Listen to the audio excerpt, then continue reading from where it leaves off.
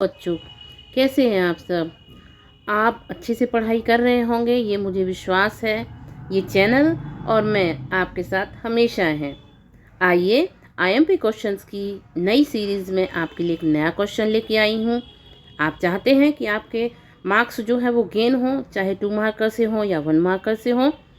तो आज आपके लिए 2 मार्कर और 3 मार्कर वाला क्वेश्चन लेके आई हूँ, जो मैंने देखा है कि लगातार 3 ईयर्स से रिपीट हो रहा है। आज ये क्वेश्चन है, तो उठा लीजिए पेन और उठा लीजिए कॉपी और हो जाइए तैयार लिखने के लिए। तो आइए नोट कीजिए इसे।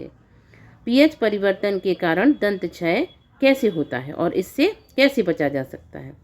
तो सबसे पहले हम देखेंगे कि दंत क्षय कैसे होता है। हमारे मुंह में कई प्रकार के जीवाणु और बैक्टीरिया होते हैं और हमारी लार का जो पीएच मान है वो लगभग 7 होता है।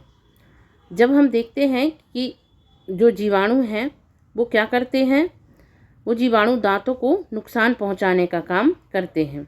जब हम कोई मीठी या चिपचिपी चीज़ खाते हैं, जैसे कि टॉफ़ी, चॉकलेट, मिठाई, जैसे ही हम खाते हैं तो कहीं ना कहीं हमारे दांतों से चिपक जाते हैं और ये जीवाणु उस शुगर को अंत में एसिड में या अम्ल में बदल देते हैं। जब ये अम्ल में बदल देते हैं तो इस कारण से मुंह का पीएच मान जो है वो 7 से घटकर 5.5 या 5.5 या उससे भी कम हो जाता है। पीएच मान 5.5 से नीचे होने पर दांतों की ऊपरी परत, जो कि इनेमल कहलाती है, आपने देखा होगा दांत वाइट भी होते हैं, दिखते हैं और पीले भी। क्यों? क्योंकि दांतों के ऊपर एक इनेमल की परत चढ़ी होती है, जो कि धीरे धीरे करके जब मुंह का टेम्परेचर या लार का टेम्परेचर मुंह का पीएच और लार का पीएच 5.5 से नीचे हो जाता है तो ये परत धीरे धीरे करके घुलने लगती है और इस प्रक्रिया को दंत क्षय कहते हैं। जितनी देर तक पीएच कम रहता है उतना अधिक दांतों को नुकसान होता है।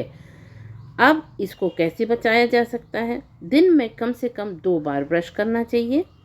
मीठी चीज़ों से थोड़ा सा परहेज़ रखें, उनका कम इस्तेमाल करें, उनको कम खाएं। खाना खाने के बाद कुल्ला अच्छी तरीके से ज़रूर करें। फ्लोराइड युक्त टूथपेस्ट का उपयोग करें और नियमित रूप से अपने दांतों का चेकअप या उसकी जांच कराते रहें। तो ये मैंने आपको आज 2 मार्कर और 3 मार्कर वाला क्वेश्चन तैयार करा दिया है, जो लगभग 3 सालों से रिपीट हो रहा है और उम्मीद है कि इस साल भी ये क्वेश्चन रिपीट होगा। तो आप इसको पूरी तरीके से नोट कर लीजिए, इसका नोट्स बना लीजिए और इसको ऐसे का ऐसा ही आपको वहाँ फाइनल एग्ज़ाम्स में लिख देना है। तो आज के लिए इस क्वेश्चन से करती हूँ विदा लेती हूँ आपसे, और अगर आप चाहें तो कुछ और समझना चाहते हैं तो इस पे आप मुझे कमेंट कर सकते हैं। आप अपने आप को इस क्वेश्चन को लिखने के लिए तैयार कर लें और इसको कॉपी पे नोट कर लें। मैं और ये चैनल दोनों आपके साथ हैं। Bye bye.